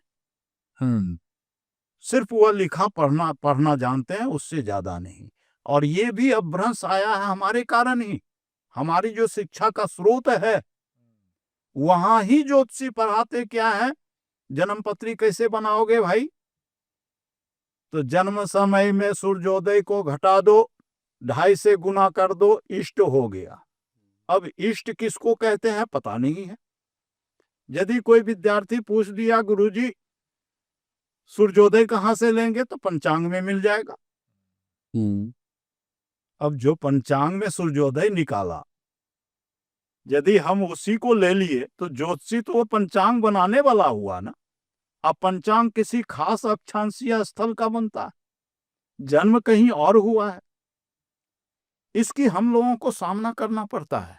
आज हम लोग फेस कर रहे हैं इस चीजों को। तो ये जो सॉफ्टवेयर बनते हैं वो इतनी स्टडी करके बनाता है या कोई, जैसे आप, मेरे को याद है आपने एक सॉफ्टवेयर बनवाया था, तो आप क्या उसके अंदर वो वाली चीज उसको बताते हो कि आपको ऐसे वर्कआउट करना है, ये करना है? निश्चित इस पे- निश्चित सारे अक्षांश का उसमें दिया हुआ है, अक्षांश का मिनट वाइज दिया हुआ है। हाँ, लेकिन अब उसमें भी प्रिंट निकालने के लिए बेसिक ज्ञान चाहिए ज्योतिष का। इस संबंध में करीब 15-20 साल पहले एक सफदरगंज इनक्लेव में है एक ज्योतिषी जी, जो अमेरिका के कहीं रहते हैं। जी जी एक कुंडली हमारा संजोग से मेरे पास पहुंच गया था। वो एम्बेसी में काम करता था, उसके बच्चे का जन्म वहीं हुआ था। उसकी कुंडली मेरे पास आया, वही कंप्यूटर से निकला हुआ। वो कुंडली बिल्कुल गलत निकला हुआ था। अब क्या कहेंगे, सॉफ्टवेयर गलत था? नहीं, सॉफ्टवेयर वही था, हम उसकी फीडिंग नहीं कर पाए थे। मैं फीडिंग पे ही क्वेश्चन पे आ रहा था। जैसे सर ने पूछा कि सॉफ्टवेयर हम बना रहे हैं, आपने अभी कुछ देर पहले मेंशन किया था जो पंचांग है, बनारस का पंचांग अलग है, मिथिला का पंचांग अलग है, और भी हो सकता है अलग अलग रीजन के जहां से तो लोग। सूर्योदय के डिफरेंस के कारण डिफरेंस आएगा, जी और कोई डिफरेंस नहीं आएगा। एक्चुअली देखिए, सारे चीजों, सारे कैलकुलेशन का आधार सूर्य है। इसमें हम सन डेक्लिनेशन, सूर्य का झुकाव जो प्रति क्षण चेंजेबल है, जी वो मूल है। हम्म, आज से 2004 से पहले जब नहीं आया था ये लैपटॉप पे सॉफ्टवेयर, तो 2004 से पहले तो हम कैलकुलेट करते थे, बल्कि शुरू में तो हम जन्मपत्री बनाते थे। और आज भी यदि हमारी कोई समाज में पूछ हो रही है तो उस समय जो हम जन्मपत्री बनाए हैं वही है। जी क्योंकि उस समय जो जन्मपत्री हम कैलकुलेट करते थे, तो समझिए स्वयं से जब कैलकुलेट कर रहे हैं तो पूरी ब्रह्मांड आपके दिमाग के अंदर है। वह जो फलित आप कर रहे हैं बिल्कुल एक्यूरेट फलित होगा। आज यदि हम सॉफ्टवेयर की कैलकुलेशन को देख के करते हैं, सारी डाटा को एक साथ दिमाग में नहीं रख पाते, तो फलित में तो कमी आएगा। और सॉफ्टवेयर आज में भी भी बहुत से लोग आते हैं, पहले का बना हुआ जिसके पास जन्मपत्री है, वो सब आते हैं कहते हैं एकदम ब्रह्मरेख है जो लिख दिए हैं। पंडित जी, एक क्वेश्चन और है मेरे को यहाँ पे। जितनी भी हम अभी बातचीत कर रहे हैं, आपने बताया कैलकुलेशंस हैं, स्टडी है, प्रोफेसर है, और ज्योतिष जो है वो एक पूरी की पूरी स्टडी है, कोर्स है। बट क्या इसमें अध्यात्म का भी रोल है? क्योंकि हाँ, अध्यात्म का रोल आता है। जब हम अध्ययन तो करते हैं, उसको वर्तमान कर्म को देख लिए, शारीरिक तत्वगत स्थिति के कारण अब हम यहाँ देखते हैं कि वास्तव में ये जो प्रारब्ध आया, ये जो कर्म आया, ये जो इसके शारीरिक तत्व आया है, ये किस कारण आया है, कौन सी कर्म के कारण आया है। तो इसके लिए सबसे पहले हम देखते हैं ये व्यक्ति आया कहाँ से है। प्रारंभिक तौर पर ये ज्योतिषी के समझने के लिए होता है, हम नहीं बताते हैं लोगों को, जनरली नहीं बताते हैं। हालांकि आजकल बहुत ऐसे ज्योतिषी हैं, खास करके एक रजौरी गार्डन में है कोई, किसी नाम से है, उनका मेरे पास कहीं आता है लोग तो समझ में आ जाता है। उनका काम ही इतना है, कोई व्यक्ति गया, उसको देख लिया कि ये देवलोक से आया है, ये कर्म पिपाक है, 3 जन्म का उसकी कर्म बता दिया। तुम पिछले जन्म में ये थे, तुम्हारा ये नाम था, फलना जगह जन्म लिया था, तुम्हारा ये व्यवसाय था, ये तुमने कमी किया था, जिस कमी का आज तुम भोग रहे हो। वही उसका काम ही है। जबकि ये चीजें हमारे समझने के लिए होता है, न कि उसे बताने के लिए। पिछले जन्म में क्या किया वो उसकी कर्म आज है, तो हमको आज संतुलित करना है, वह हमारी समझने के लिए है, न कि बताने के लिए। लेकिन आज ज्योतिषी बता रहा है, 3 जन्म का इतिहास बता दिया, लोग ये बन गया। एक और क्वेश्चन मेरे को भी बिल्कुल इसी चीज से समझ में आया है। हम अगर किसी ज्योतिष के पास भी जा रहे हैं तो वो एस्ट्रोलॉजी के अंदर अपनी वो देख के पता अपने आप को थोड़ा सा एक्सपीरियंस दिखाने के लिए या तो नाम से और उससे पास्ट बताते, आपकी अपनी आज की लाइफ का, कि तुम्हारे जीवन के अंदर अभी बहुत मेहनत कर रहे हो तो फल नहीं मिल रहा, ये ऐसा हो रहा है, तो लोगों को एक ट्रस्ट पैदा होता है कि हाँ यार ये जो बोल रहे हैं इन्होंने तो सिर्फ मेरे नाम से मेरी लाइफ बता दी, तो एक कॉन्फिडेंस हुआ, तब वो व्यवसाय की तरफ आगे बढ़ेगा कि अब मैं जो बताऊंगा फिर उससे कुछ होगा। अब देखिए, आप देखे होंगे आजकल जो मांगने वाले भी चल रहे हैं, लाल वस्त्र पहन करके, गेरुआ वस्त्र पहन करके, उसके पास भी रुक जाइए तो वो भी कहेगा तुम्हारा ये चल रहा है, वो चल रहा है, तुम्हारा ये अच्छा हो जाएगा, ये करो, वो करो, वो करो। वो 100 आदमी को बताया, किसी 4 को तो होना ही होना नहीं होना है। अब आदमी इस शिक्षा से इतना दूर हो चुका है कि जिसका वो घटित हो गया, वो उसको भगवान मानने लग गया। जबकि ये नहीं पूछने जाएंगे किस आधार पर तुमने ये बताया था हमें। उसके पास कोई आधार नहीं है, उसके पास वही बोली है। या दूसरा, आज जो हम देखते हैं मंदिर में जो सफाई वगैरह कर रहे हैं, उसके पास तो नहीं है कुछ, लेकिन वो भी तो 90% लोगों को तो वही देख रहे हैं, वो भी तो बता रहे हैं ना। कुछ ऐसी चीजें हैं जो 100% लोगों के ऊपर घटित होता है, उसको हमने अपना एक टूल बना लिया है। जैसे तुम्हारी उन्नति से जल रहा है, कौन जल रहा है? तुम्हारे अपने ही लोग जल रहे हैं, तुम्हारे अपने लोग जल रहे हैं, और तुम्हारी पत्नी से तुम्हारे रिलेशन अच्छे नहीं। इसी के अच्छे नहीं। और एक और क्वेश्चन जो बोलते हैं, मतलब मेरे पिताजी बोलते थे ना, जो बड़ी ही सिंपल भाषा में, किसी का भी हाथ देख के मेरे को हाथ देखना आता है, तेरी लाइफ में तू जिससे शादी करना चाहता था उससे शादी नहीं हुई, तेरी लाइफ में 2 अफेयर होंगे। प्रश्न है, कुछ ऐसा जवाब है जो 100% लोगों पे पर ही लगता घटित है। होता है, इसी का लाभ हम उठाते हैं। क्या एस्ट्रोलॉजी में शिक्षा का कहीं ना कहीं अभाव ये एक मूल? शिक्षा का ह्रास मूल है, शिक्षा का ह्रास मूल है। इस संबंध में अपना अनुभव बताते हैं। हमको लगता है 1999 या 98 के आसपास एक बनारस के ज्योतिषी थे, हम नरेला रहते थे उस समय, और एक पंडित जी थे वहां मंदिर में, पढ़े लिखे लोग थे, लेकिन इस तरह की शिक्षा नहीं था, अपने रोजगार के लिए मंदिर पकड़े थे। लेकिन वो आगे जिज्ञासु थे जानने के, कर्मकांड को भी सीखने के जिज्ञासु थे, ईमानदार प्रवृत्ति के थे। तो उन्हीं के कोई रिश्तेदार था ज्योतिषी, वो आए थे। तो काम की अधिकता मेरे पास उस समय था, उस समय हालांकि बहुत काम करते थे हम, ये भी सत्य है। घर में रहते हुए भी हम सही टाइम पर भोजन नहीं कर पाते थे, इतने लोगों को टाइम देते थे। उसी समय उन्होंने हमें उस ज्योतिषी से मिलाया कि इनको काम दिया करें, ये काम कर दिया करेगा। हमने उनको एक, उस समय तो हाथ से कैलकुलेशन करते थे, तो एक पेज हम बना रखे थे गणना का आधार, क्योंकि हम स्वयं कैलकुलेट करते थे, किसी चीज की सहायता नहीं लेते थे। एक संस्कृति मंत्रालय से निकलता है, सन डिक्लिनेशन का चार्ट होता है भारत सरकार की, वो मेरे पास हुआ करता था। सूर्य का क्रांति, सूर्य का झुकाव वहां से लेते थे हम, और उसके बाद सारा कैलकुलेशन करते थे अपनी, क्योंकि उसी समय हम पंचांग भी निकालते थे, अंग प्रदेशीय पंचांग भी निकालते थे।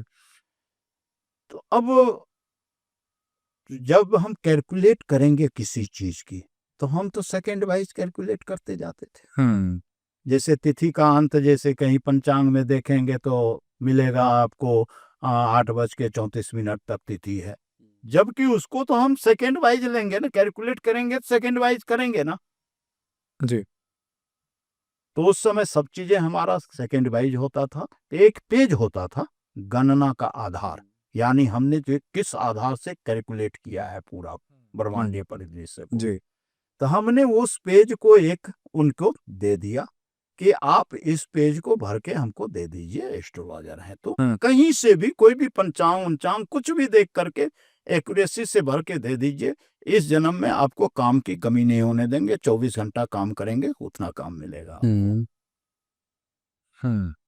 हम जानते थे वो भर नहीं सकता। जैसे मध्याह्न टाइम, अब मध्याह्न टाइम जनरली लोग 12 बजे दिन को कह दिया मध्याह्न, कभी 12 बजे मध्याह्न नहीं होता। अच्छा, दोपहर वाला जो 365 दिन में कभी 12 बजे नहीं होता है मध्याह्न। जैसे 24 घंटे के दिन रात, हमारी संस्कृति में 24 घंटे का दिन रात कभी नहीं होता। बहुत आश्चर्य लगा। बिल्कुल आश्चर्य वाली चीज है। हमारी संस्कृति में दिन रात सूर्योदय से सूर्योदय होता है। आज जो सूर्योदय जिस टाइम में हुआ है, कल उस टाइम में नहीं होगा, सेकंडों में डिफरेंस होगा। तो 24 घंटे का तो नहीं हो सकता ना, कभी थोड़ा बढ़ जाएगा, कभी घट जाएगा। घट जाएगा मौसम के अकॉर्डिंग, और वो आपकी यूनिवर्स पे भी चेंज होगा। और अमेरिका का मध्याह्न कुछ भी है। अलग हो जाएगा। हाँ, बिल्कुल। ये जब आप सूर्य उदय की जब कैलकुलेशन करेंगे ना, तो सारा चीज अपने आप आ जाएगा, सारा आधार वहीं से निकलता है। लेकिन आज जो हम पढ़ने जाते हैं तो वहां सूर्योदय कैलकुलेशन के लिए पढ़ाया ही नहीं जाता, ज्योतिष गणित वाले नहीं पढ़ाते, वही रटंत, जिसके कारण आज जो ज्योतिषाचार्य पढ़ लिए हैं वो ज्योतिष को अभ्रंश कर रहा है, न कि ज्योतिष की शिक्षा को प्रसारित कर रहा है।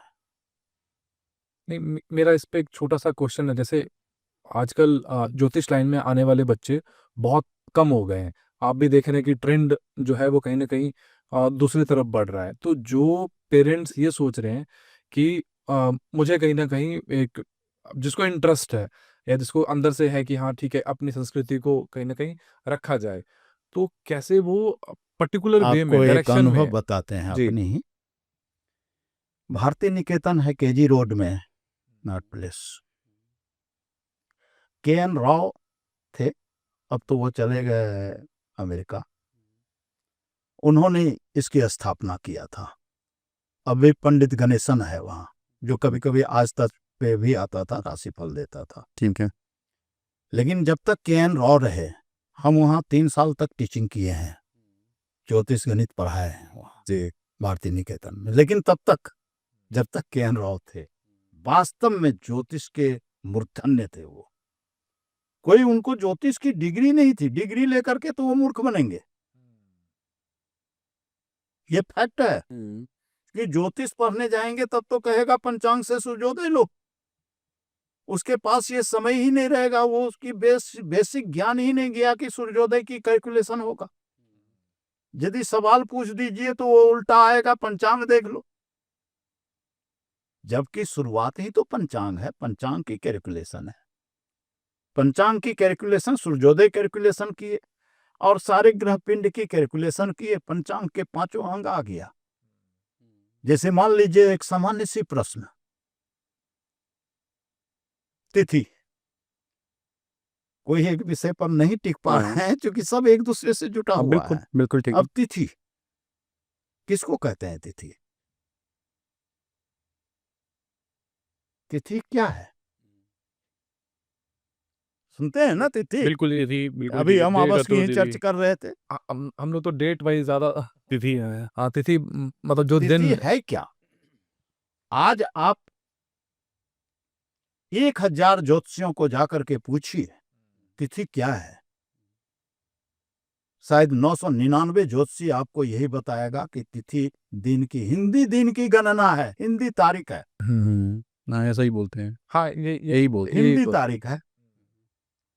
अब सवाल यदि वहां कर दिए कि भाई हिंदी तारीख है तो कभी एक दिन घट जाता है, कभी एक दिन बढ़ जाता है, ये कैसे? कभी 8 बजे सुबह में तिथि चेंज हो जाती है, कभी शाम में 5 बजे चेंज होता है, कभी रात में 12 बजे चेंज होता है, ये कैसे? जीरो। उसके बाद आपको नास्तिक कह करके वहां से हटा दिया जाएगा कि इसको धर्म पर भरोसा नहीं। धर्म हमारा इतना ये नहीं है, हम नहीं जानते। फैक्ट ये है कि तिथि कोई दिन की गिनती नहीं है, तिथि सूर्य और चंद्रमा के बीच की गैपिंग है, एक ब्रह्मांडीय परिदृश्य है। 12 डिग्री का एक तिथि होता है।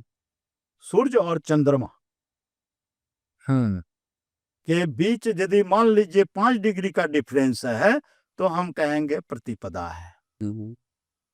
कौन सी पक्ष? तो शुक्ल पक्ष की प्रतिपदा है। 13 डिग्री का डिफरेंस 12 से ऊपर हो गया तो द्वितीया हो गया, 24 डिग्री से आगे बढ़ गया तृतीया हो गया। यानी 12 डिग्री का एक तिथि है, और तिथि कहते हैं सूर्य चंद्रमा के बीच की डिफरेंस को। अब कहते हैं यहां मुहूर्त में जाते हैं, मुहूर्त में क्या देखते हैं हम लोग? सूर्य और चंद्रमा, सूर्य आग का गोला, चंद्रमा जल तत्व, पानीमय। आग और पानी जब भी एक जगह होगा तो एक रिएक्शन होगा, वह रिएक्शन कभी अच्छा नहीं होता। बिल्कुल नहीं ना होता, नहीं होता, बिल्कुल नहीं होता।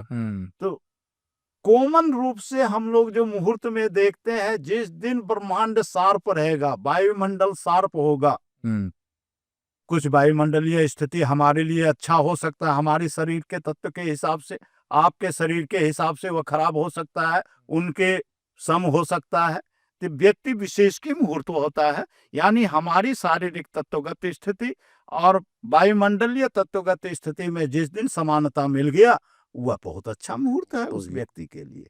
और जनरली सूर्य और चंद्रमा जब एक साथ होते हैं तो स्वाभाविक रूप के आग पानी एक साथ है, तो उस दिन ब्रह्मांड तो खराब रहेगा। जैसे जनरली सुनते होंगे ना, अमावस बहुत खराब होता है, पूर्णिमा बहुत अच्छा होता है। क्यों? किस कारण? सिर्फ रट लिए। अमावस का मतलब सूर्य चंद्रमा 12 डिग्री के डिफरेंस में है। 348 डिग्री से 360 डिग्री के बीच में ही है चंद्रमा और सूर्य। स्वाभाविक रूप से आग पानी एक साथ है तो उस दिन की ब्रह्मांडीय स्थिति अच्छा नहीं होगा। पूर्णिमा मतलब 180 डिग्री के डिफरेंस में है, दोनों मैक्सिमम दूरी बनाए हुए है सूर्य और चंद्रमा, तो बिल्कुल साफ होगा, बिल्कुल होगा। यहाँ एक और बात बता दें, बहुत लोग भ्रमित होते हैं। हमारे नॉर्थ इंडिया में जो हम लोग देखते हैं, पूर्णिमा में अंत होता है किसी महीने का, पूर्णिमांत होता है। और साउथ वगैरह चले जाइए तो वहाँ अमांत होता है, अमावस में अंत होता है महीने का। यानी हमारी महीना जो हिंदी महीना है, उस महीने में हमारी नॉर्थ इंडिया और साउथ में 15 दिन का डिफरेंस है। जैसे हम अभी ज्येष्ठ में चल रहे हैं, जबकि साउथ में अभी भी बैसाख ही चल रहा है, बैसाख कृष्ण चल रहा है। तो इससे बोलने में तो डिफरेंस होता है, लेकिन वास्तविक कैलकुलेशन में कोई डिफरेंस नहीं है। और व्यक्तिगत हम इस पर बहुत शोध करने की कोशिश किए, लेकिन कोई निश्चित जवाब नहीं मिला। लेकिन जहां तक मिला, और अभी भी हम मानते हैं, हम लोग ज्यादा एक्यूरेट नहीं है बनिस्पत साउथ वाले से। साउथ वाले सही दिशा में है, हालांकि आधार कुछ नहीं है, कोई आज तक कहीं से कोई जवाब नहीं मिला। बहुत शोध किए होंगे हम, लेकिन सामान्य तौर पर हम देखें तो वह 0 डिग्री से लेकर के 0 डिग्री से उसका उनका महीना शुरू होता है, जैसे आगे बढ़ते हैं 1 डिग्री से 360 डिग्री पर महीना खत्म होता है। यानी एक सही दिशा में वो चलते हैं। और हम लोग चलते कहाँ से हैं? 180 डिग्री से शुरू करते हैं महीना, और 0 डिग्री क्रॉस करते हुए फिर 180 डिग्री पर जाएंगे, वहां जाके खत्म करते हैं। यानी बीच से हम शुरू करते हैं, बीच में जाके लास्ट करते हैं। वो शुरुआत में शुरू करते हैं और अंत करते हैं वो 360 डिग्री पर। तो ज्यादा अच्छा तो वो दिखाई दे रहा है जी जी। 1 से 360, हम 180 से 180 पर जाते हैं।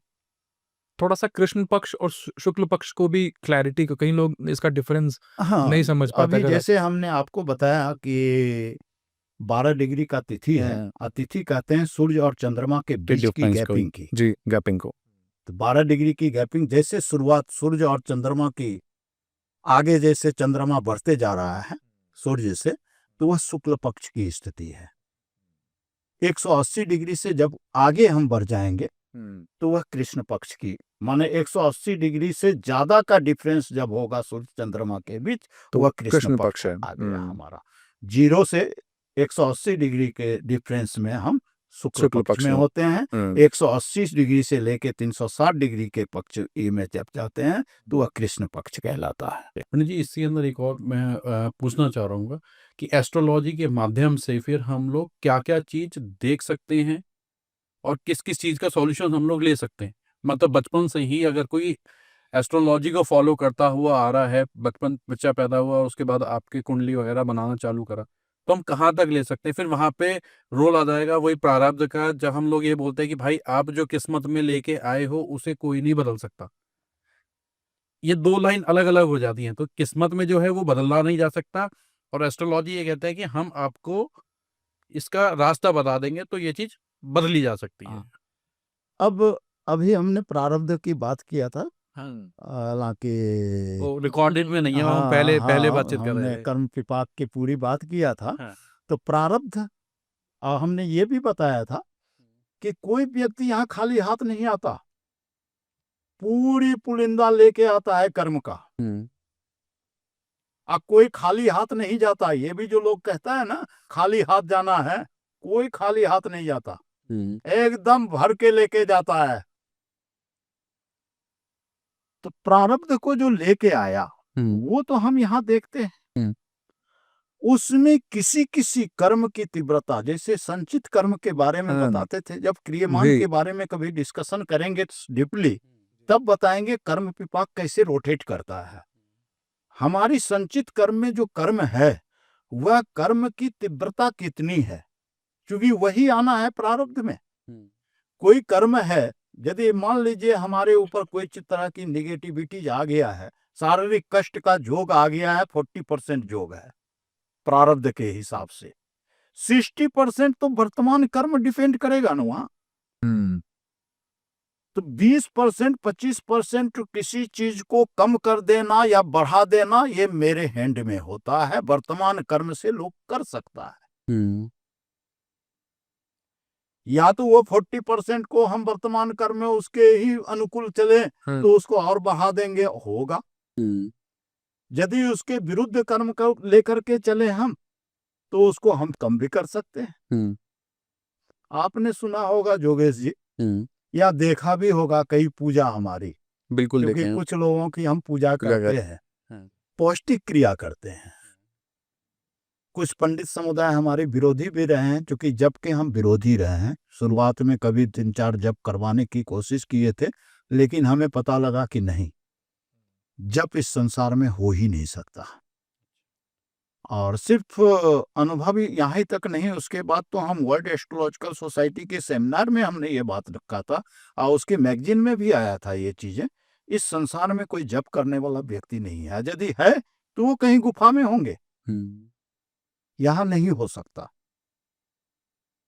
जबकि जब तो सब जगह हो रहा है, यही हमारे शास्त्र को डुबो रहा है। विश्वास और विश्वास की जो बन गई है ना बातें, वो इसी सब कारण से बन गई है। आपने पूजा देखा होगा, पौष्टिक क्रिया हमारी। बिल्कुल। क्या है पौष्टिक क्रिया? पूजा तो कई तरह का होता है, शांति होता है, पौष्टिक होता है। तो हमारे पौष्टिक ही देखा होगा, क्योंकि कुछ लोगों की हम करते हैं। देखते बिल्कुल। और पौष्टिक क्रिया होता है, हम किसी ग्रह को नहीं छेड़ते हैं। जो जोग बना हुआ है वो ज्यों का त्यों बना हुआ है, प्रारब्ध में जो है वो ज्यों का त्यों है। हम उसकी रीड करते हैं। जो निगेटिव तत्व है उसके विपरीत तत्व को हम प्रारब्ध के अंदर भरते हैं। एक बात और यहाँ ध्यान देंगे, भगवान हाथ जोड़ने से नहीं आते, सदा मान के चलिए ये एक जोग है। ये एक जोग है जो कि हमको मेंटलिटी को कंसंट्रेट करने में सहायक होता है। भगवान हमारे रोने से यदि आ जाए या एक फल और मिठाई चढ़ाने से भगवान आ जाए, तब तो हर दुखी व्यक्ति के पास आ जाएंगे भगवान। बिल्कुल। भगवान क्रिया के अधीनस्थ हैं, ये सुनते होंगे। भगवान कर्म के अधीनस्थ हैं। हम जो कर्म करेंगे उसकी लेखा जोखा तो वहां वही भगवान कर रहे हैं ना, क्रियमान में वही तो अकाउंट कर रहे हैं। उसको वे इधर से उधर नहीं कर सकते, बेईमान नहीं है वो। हम 4 गालियां भी दें भगवान को, लेकिन कर्म यदि हम कर रहे हैं तो उस कर्म को फेंकेंगे नहीं। इस संसार में एक मर्डरर है, आतंकवादी है, भगवान चाहे तो सजा दे सकता है, लेकिन भगवान को सजा देना नहीं है। भगवान को उस आत्मा का कर्म विपाक बनाना है, उसकी अकाउंट करना है, वो रोटेशन होकर के अपने आप मिलना है उसे। भगवान दंड देने वाले या सुख देने वाले कर्म कोई नहीं होते, हमारी कर्म को रोटेट करते हैं। कर्म 2 तरह का होता है। एक कर्म है जो बहुत तीव्र रिजल्ट देता है, जो कि हमारा क्रियमान से संचित में चला जाता है, एक रो में लग गया, वो प्रारब्ध में आएगा तब मिलेगा हमको। एक कर्म है तत्कालिक बेस पे, मान लीजिए हम 10 दिन 1 महीना बहुत ज्यादा धर्म कर्म किए, तो एक सेपरेट जन्म में तो रिजल्ट देने की क्षमता नहीं होगा ना। वैसे कर्म को क्रियमान से डायरेक्ट हम ट्रांसफर करते हैं प्रारब्ध के अंदर, संचित में सीरियल नंबर में नहीं ले जाते हैं। सीरियल नंबर में वही कर्म जाता है जो एक सेपरेट टाइम में हमको रिजल्ट देने की क्षमता रखता हो। कर्म बर्बाद एक भी नहीं होता। सुनते होंगे कथावाचक सब कहते हैं कि एक बार राम ले लिया तो मोक्ष मिल गई। ये एक कहावत है। इसका मतलब इतना होता है, एक भी बार यदि कोई हम अच्छा कर्म करते हैं थोड़ी सी तिनके मात्र के लिए, तो वो भी भगवान डस्टबिन में नहीं फेंक सकते, वह हमारा जाएगा कहीं न कहीं। हाँ, उसकी तीव्रता उतनी कम होगा जो कि हम महसूस नहीं करेंगे। तो ये जो पौष्टिक क्रिया होता है, वही हम प्रारब्ध के कर्म को देखते हैं, जो वहां तत्व काम कर रहा है उसके एगेंस्ट एनर्जी को हम प्रारब्ध में भरते हैं। तो आजकल पंडित जी क्या है ना कि हम लोग जब किसी से ज्योतिष से मान लीजिए मिलते हैं, तो बहुत सारे अलग अलग जगह पे जाते हैं। मान लीजिए कोई ऑफिस खोल के बैठे हैं, किसी मेले में गए तो वो भी एक छोटा सा सेटअप लेके बैठे हैं। और एक और मतलब आजकल तो आप ड्राइव कर रहे हैं, वहां पे भी 2 मिनट के लिए आप रुके, वहां पे भी एक ज्योतिष कहीं ना कहीं आपको मिल जाता मॉल्स है। के अंदर या सब जगह के अंदर ही नॉर्मली मिल रहे हैं। ऐसे में हम जैसे कॉमन लोग जिनको ज्योतिष के बारे में बहुत ज्यादा इंफॉर्मेशन या नॉलेज नहीं है, मिसगाइड होने का डर है, तो कैसे मतलब एक रियल ज्योतिष जो हमें हेल्प कर सकते हैं, हमें मिसगाइड ना करें, ऐसे ज्योतिष से कैसे मिला जा सकता है, ये कैसे जाना जा सकता है? ये सिर्फ ज्योतिष की समस्या नहीं है, जी। ये आप सामान्य रूप से मेडिकल साइंस में चले जाइए। जी। मेडिकल साइंस में भी आपको हर एक कदम कदम पर डॉक्टर मिलेगा। एमडी डॉक्टर भी मिलेगा, जो कि वास्तव में वह एक झोला छाप डॉक्टर का ही काम कर रहा है। कैसे हम चूज करते हैं? ज्योतिषियों में भी है। इसका आकलन सामान्य तौर पर तो आप इतना ही समझ सकते हैं, ज्योतिष का यदि 5% भी ज्योतिष का हो जाए, इस ब्रह्मांड का हो जाए, उस आदमी के पास समय नहीं है आज। 1% ज्योतिषी की खोज करता है व्यक्ति, लेकिन 1% बहुत है। वो चेन्नई से आएगा आपको खोजने के लिए गली में, आम रूप को तो देखेगा नहीं, आम लोगों को तो देखने की समय नहीं है उसके। जी 5% ज्योतिष का वास्तविक ज्ञान हो, ज्यादा ज्ञान की जरूरत नहीं है।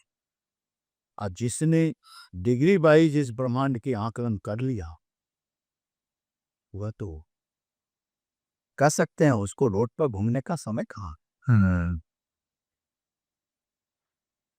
ये अपने आप प्रचारित होता है, आपका और कास्ट ही आपको प्रचारित करता है।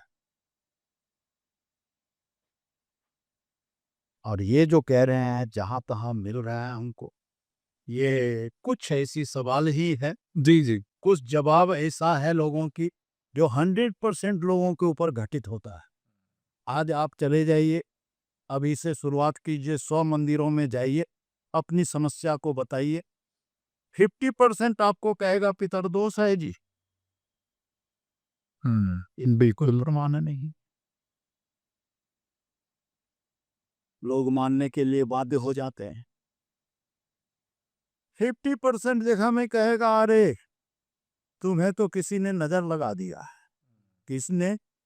तुम्हारे अपने पड़ोस के लोग, अपने ही लोग हैं, अपने रिश्तेदारी के लोग ही हैं, जो सबसे तुम्हारे निकटस्थ है, वही तुमसे जल रहे हैं और वही नजर दोष है तुम्हारे। अब हम यदि गए हैं, अब 100 में से 50 आदमी ये कह रहा है, तो निश्चित रूप से अब हम देखेंगे मेरे पड़ोस में कौन मेरा सबसे अच्छा, कौन, अरे मेरा भाई, अरे मेरी भाभी, वो तो ऐसे बोल दिया था।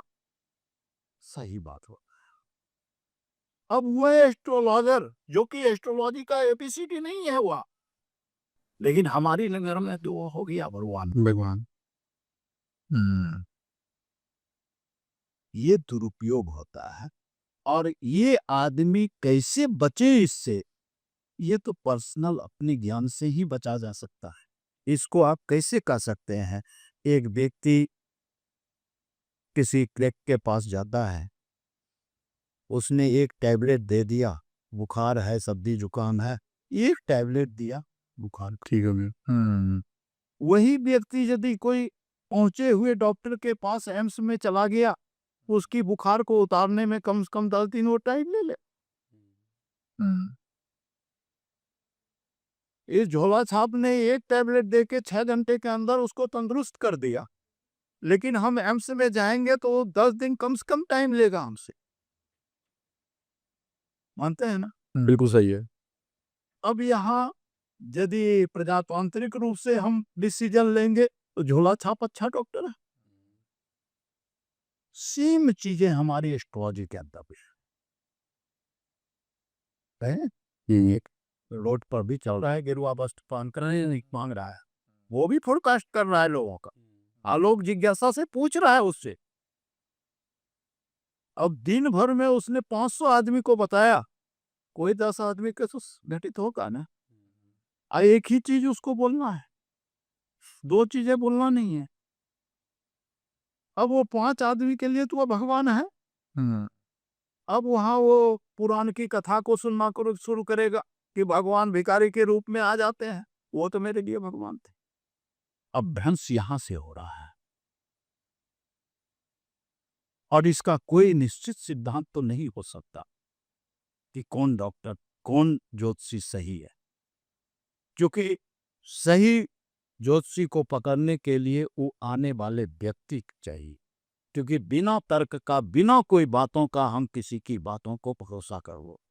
यदि हम किसी को बता रहे हैं कि ये काम करो, तो उसका हम कारण बता रहे हैं कि ये स्थिति है, इसको संतुलित करने के लिए ये चीज करना ज्यादा अच्छा होगा। इसमें भी एक ही उपाय नहीं होता। व्यक्तिगत हम तो लोगों को बताते हैं कि ये पोजीशन है तुम्हारी, इस पोजीशन को हम इस रास्ते से भी कंट्रोल कर सकते हैं, इस रास्ते से भी कंट्रोल कर सकते हैं। अपनी रास्ता बताओ, किधर से जाए। ये रास्ता अपनाना है तो ये काम करना है, ये रास्ता अपनाना है, ये काम करना है, इतना % लाभ मिलेगा, इसमें ये चीजें निगेटिव है, ये चीजें होगा, इसमें ये होगा। एक और बता दें आपको, अभी ही एक है, वो अमेरिका के ही कोई टाउन में है, यहाँ फेमस डॉक्टर है, वो उसकी लड़की है, वहाँ किसी लड़के को उसने पसंद कर रखा है। अब एक्यूरेट प्लेस नहीं बताएंगे लड़के नहीं, का, बिल्कुल नहीं तो बिल्कुल उसमें जी जी पता चल जाएगा पॉडकास्ट एक देखते फेमस ही डॉक्टर है वो। ठीक है, जी। तो उत्तराखंड का लड़का है। लड़के वाले ने ज्योतिषी से संपर्क किया, बहुत अच्छा मिला, ओके। संजोग से मेरे पास ये मामला आया, ज्यादा दिन पहले नहीं, अभी 4 दिन पहले आया है। और हम देख रहे हैं कि दोनों का मंगल शुक्र जो है, एक का अष्टम भाव में है, दूसरे का द्वितीय भाव में है, एकदम आमने सामने 180 डिग्री के डिफरेंस में मंगल और शुक्र है। बहुत अट्रैक्शन है एक दूसरे के, गलत रिलेशन भी हो सकता है मंगल शुक्र की जो, लेकिन ये अट्रैक्शन तत्कालिक है। जब हम लग्ने और लग्नेश वगैरह की स्थिति की, पूरी कुंडली की स्थिति का वर्णन देखते हैं, तो सिर्फ मंगल शुक्र का अट्रैक्शन है, वैचारिक रूप से दोनों बिल्कुल अलग है, कहीं विचार नहीं मिलता। जब विचार नहीं मिलता तो शादी चलेगा क्या? यह अट्रैक्शन कब तक?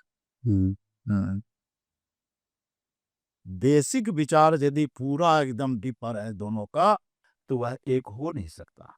थोड़ी सी कहीं ब्रेकर आया जीवन में, कोई निगेटिविटीज आया, गड़बड़ जाएगी। वो चीजें हम देख रहे हैं, कब आएगा? 2031 में आएगा। तो हमारी डिसीजन ये हुआ कि ये पोजीशन है जी। आज तुम चाहोगे भी एज ए माता पिता, तो वो नहीं मानेगा, इसलिए कि शुक्र और मंगल का अट्रैक्शन है दोनों के बीच। लेकिन 2031 में सेपरेट के लिए तैयार, इसलिए कि सूर्य का रोल, कोई भी सेपरेशन, तलाक बिना सूर्य के कारण नहीं होता। ये जो आजकल मांगलिक युग बना हुआ है, वो देखे बच्चा जानता है, मंगल कभी तलाक नहीं कराता, मंगल क्लेश भी नहीं कराता। तलाक करवाएगा कौन? तो सूर्य। 1000 कुंडली ले आइए तलाकियों का, बिना सूर्य के कारण तलाक निकलना, उसका सूर्य उस स्थिति में है कि सेपरेशन देगा। हाँ, यहां तक उपाय की बात करते थे, है मेरे पास ऐसे, सरिता बिहार की है, वो लड़की भी बहुत बचपन से मेरे पास रही है, मैंने उसके परिवार से मिलते जुलते रहे, लेकिन शादी कर लिया उस समय, शायद वैसे ही ये रहा होगा, नहीं देखने वाला, या कहीं दिखाया होगा। जनरली तो लोग गुण देख लेता है जी, 18 से ज्यादा गुण है तो बहुत अच्छा हो गया था जी। तो अभी हम उदाहरण दे रहे हैं उसकी, उसका भी वही गुण देख लिया है। उसकी सूर्य लग्न में बैठा हुआ है। अब लग्न में जब बैठा हुआ सूर्य है, तो स्वाभाविक रूप से वो तो सेपरेशन की स्थिति को बनाएगा, जबकि लड़के की कुंडली में नहीं है। आपके 146 सेक्टर यही नोएडा में रहते हैं। अब 4-5 साल पहले, 4 साल पहले नहीं, क्योंकि कोरोना के आसपास में एक समय ऐसा हो गया कि पत्नी ने अपना बेडरूम चेंज कर लिया,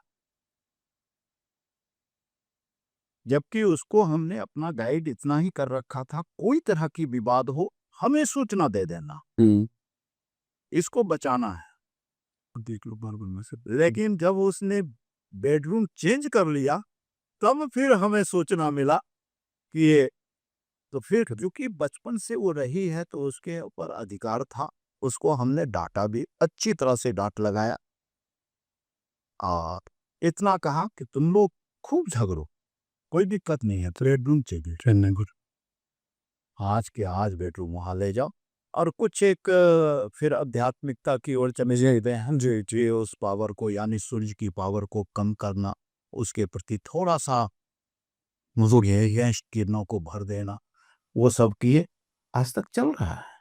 आज के पॉडकास्ट से मुझे लगता है कि आप लोगों को बहुत सारी ऐसी जानकारी मिली होंगी जो कि नॉर्मली अगर आप पॉडकास्ट देखते हैं किसी तरीके से, तो लोग क्या होता है एक ऊपरी जानकारी एक आपको मिलती है। बस इसमें आपको बहुत सारी और माइक्रो जो स्पेशली जो पंडित जी ने बात की, मुझे लगता है उस पॉइंट पे जाना और दूसरा सबसे इम्पोर्टेंट चीज़, जैसे हमने बात किया कि हम जज कैसे करें? ये बड़ा मुश्किल एक क्वेश्चन रहता है कि हम जज कैसे करें? तो उसपे भी क्लैरिटी दी गई है कि अगर आप अपना विवेक कहीं पे भी लगाते हैं, तो आपको रियल जानकारी मिल सकती है और ये हर एक लाइन पे अप्लाई होती है। तो इस पॉडकास्ट को देखिए, मुझे लगता है आपको बहुत कुछ सीखने के लिए मिलेगा। और इसके अंदर मैं एक थोड़ी-सी और चीज़ कंक्लूड करूँगा। इस वाले पॉडकास्ट के अंदर हम लोगों ने एस्ट्रोलॉजी को उस डीप लेवल के ऊपर या फिर बेसिक क्वेश्चंस नहीं पूछे इस पॉडकास्ट के अंदर कि क्या होगा, कैसे होगा। यहाँ पे आपको एस्ट्रोलॉजी की डीप नॉलेज, लग्न क्या है, तिथि क्या है, बहुत सारी ऐसी टर्म्स हैं जो आपको सीखने के बाद आश्चर्य करेंगे कि यार ये अब तक मैं जो सोच रहा था वैसा नहीं है। तो शुरू से इसको देखिए इस पॉडकास्ट के अंदर आपको बहुत कुछ एस्ट्रोलॉजी के माध्यम से पंडित जी ने बताया है। और अगर पंडित जी को आप अगर देखना चाहते हैं तो डिस्क्रिप्शन के अंदर आपको पंडित जी की पूरी डिटेल मिल जाएगी। पंडित जी अपनी एक व्हाट्सएप की कम्युनिटी चलाते हैं एस्ट्रोस ग्रुप के नाम से, अपना ट्रू एस्ट्रोलॉजी के नाम से पंडित जी का चैनल भी है, आप उसको फॉलो कर सकते हैं। डिस्क्रिप्शन के अंदर आपको ये सारी इन्फॉर्मेशंस मिल जाएंगी। धन्यवाद पंडित जी, समय देने के लिए आपका बहुत-बहुत शुक्रिया। आज के दिन आपने हमारे को समय दिया।